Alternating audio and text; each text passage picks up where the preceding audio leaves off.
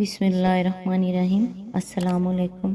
آج کی بات، اللہ تمہیں اپنی طرف لانے سے پہلے سب حقیقتیں بتا دیتا ہے، سب پردے اٹھا دیتا ہے، ہر ایک کا اندر باہر دکھا دیتا ہے اور پھر جتلا دیتا ہے کہ ہے کوئی جو مجھ سے زیادہ محبت کرے تمہیں، ہے کوئی جو گرنے سے پہلے تھام لے، ہے کوئی جو اندھیروں میں تمہارے لیے اجالا کرے، ہے کوئی جو تمہارے بن کہے سب سن لے، ہے کوئی جو بن مانگے عطا کر دے، ہے کوئی جو تمہارے بس ایک قدم کا منتظر ہو اور وہ تمہاری طرف دوڑ کر آئے، ہے کوئی جو بس تمہارے ایک آنسو کا منتظر ہو، بس وہ دکھلا دیتا ہے سب حقیقتیں اور جتلا دیتا ہے کہ تمہیں ہماری ہی طرف لوٹ کے آنا ہے، اس کی رحمت کے سوا کوئی پناہ دینے والا نہیں تمہیں۔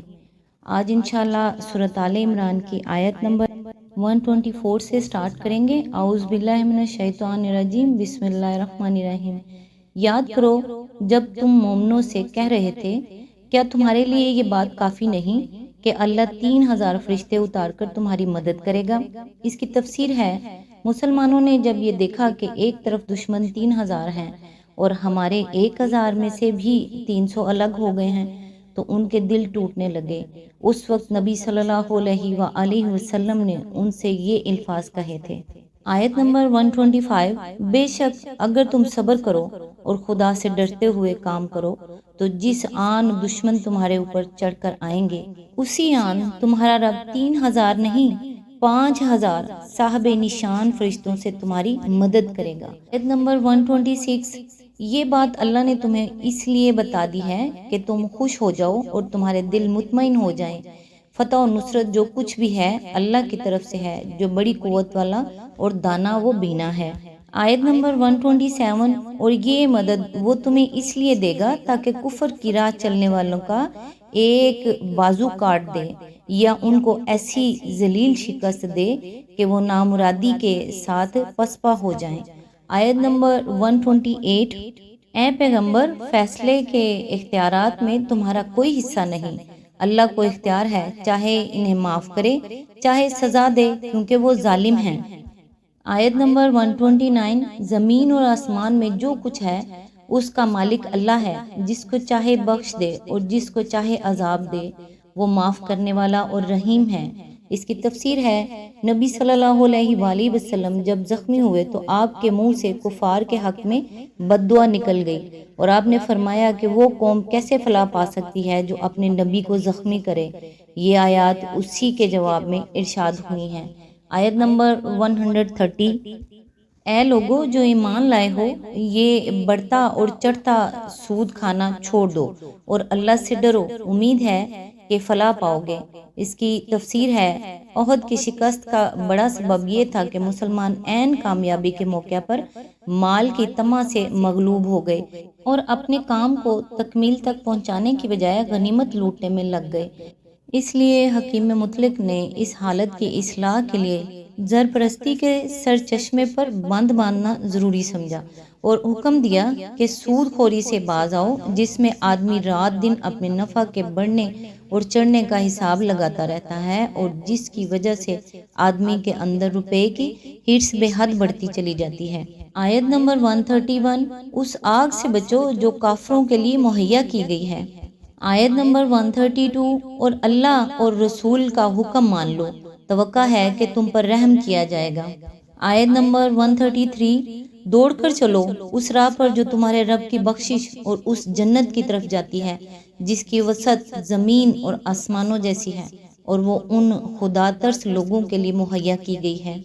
آیت نمبر 134، جو ہر حال میں اپنے مال خرچ کرتے ہیں، خواہ بدحال ہوں یا خوشحال، جو غصے کو پی جاتے ہیں اور دوسروں کے قصور معاف کر دیتے ہیں، ایسے نیک لوگ اللہ کو بہت پسند ہیں۔ اس کی تفسیر ہے، سود خوری جس سوسائٹی میں موجود ہوتی ہے اس کے اندر سود خوری کی وجہ سے دو قسم کے اخلاقی امراض پیدا ہوتے ہیں۔ سود لینے والوں میں ہرس، طمع، بخل اور خود غرضی، اور سود دینے والوں میں نفرت، غصہ اور بغض و حسد۔ احد کی شکست میں ان دونوں قسم کی بیماریوں کا کچھ نہ کچھ حصہ شامل تھا۔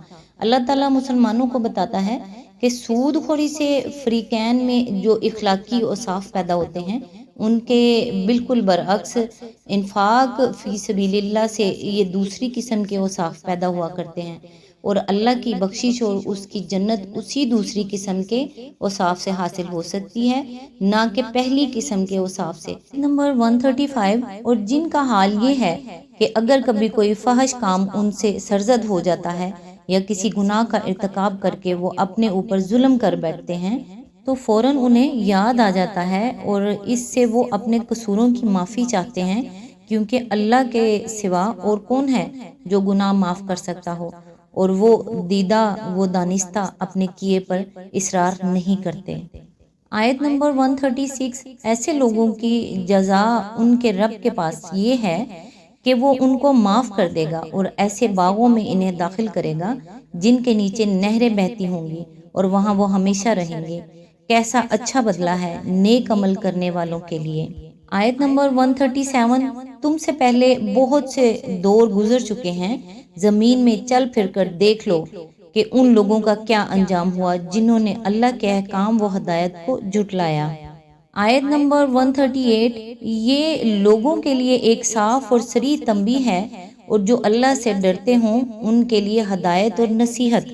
آیت نمبر 139، دل شکستہ نہ ہو، غم نہ کرو، تم ہی غالب رہو گے اگر تم مومن ہو۔ آیت نمبر 140، اس وقت اگر تمہیں چوٹ لگی ہے تو اس سے پہلے ایسی ہی چوٹ تمہارے مخالف فریق کو بھی لگ چکی ہے، یہ تو زمانہ کے نشیب و فراز ہیں جنہیں ہم لوگوں کے درمیان گردش دیتے رہتے ہیں۔ تم پر یہ وقت اس لیے لایا گیا کہ اللہ دیکھنا چاہتا تھا کہ تم میں سچے مومن کون ہیں، اور ان لوگوں کو چھانٹ لینا چاہتا تھا جو واقعی راستی کے گواہ ہوں، کیونکہ ظالم لوگ اللہ کو پسند نہیں ہیں۔ اس کی تفسیر ہے، اشارہ ہے جنگ بدر کی طرف، اور کہنے کا مطلب یہ ہے کہ جب اس چوٹ کو کھا کر کافر پست ہمت نہ ہوئے تو اس چوٹ پر تم کیوں ہمت ہارو۔ اصل الفاظ ہیں وَيَتَّخِذَ مِنْكُمْ شُهَدَاءَ، اس کا ایک مطلب تو یہ ہے کہ تم میں سے کچھ شہید لینا چاہتا تھا، یعنی کچھ لوگوں کو شہادت کی عزت بخشنا چاہتا تھا، اور دوسرا مطلب یہ ہے کہ اہل ایمان اور منافقین کے اس مخلوط گروہ میں سے جس پر تم اس وقت مشتمل ہو، ان لوگوں کو الگ چھانٹ لینا چاہتا تھا جو حقیقت میں شہداء علی الناس ہیں، یعنی اس منصب جلیل کے اہل ہیں جس پر ہم نے امت مسلمہ کو سرفراز کیا ہے۔ آیت نمبر 141، اور وہ اس آزمائش کے ذریعے سے مومنوں کو الگ چھانٹ کر کافروں کی سرکوبی کر دینا چاہتا تھا۔ آیت نمبر 142، کیا تم نے یہ سمجھ رکھا ہے کہ یوں ہی جنت میں چلے جاؤ گے، حالانکہ ابھی اللہ نے یہ تو دیکھا ہی نہیں کہ تم میں کون وہ لوگ ہیں جو اس کی راہ میں جانیں لڑانے والے اور اس کی خاطر صبر کرنے والے ہیں۔ آیت نمبر 143، تم تو موت کی تمنائیں کر رہے تھے، مگر یہ اس وقت کی بات تھی جب موت سامنے نہ آئی تھی، لو اب وہ تمہارے سامنے آ گئی اور تم نے اسے آنکھوں دیکھ لیا۔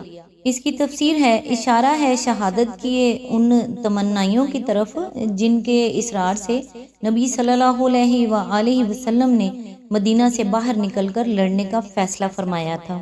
آیت نمبر 144، محمد صلی اللہ علیہ وآلہ وسلم اس کے سوا کچھ نہیں کہ بس ایک رسول ہیں، ان سے پہلے اور رسول بھی گزر چکے ہیں، پھر کیا اگر وہ مر جائیں یا قتل کر دیے جائیں تو تم لوگ الٹے پاؤں پھر جاؤ گے؟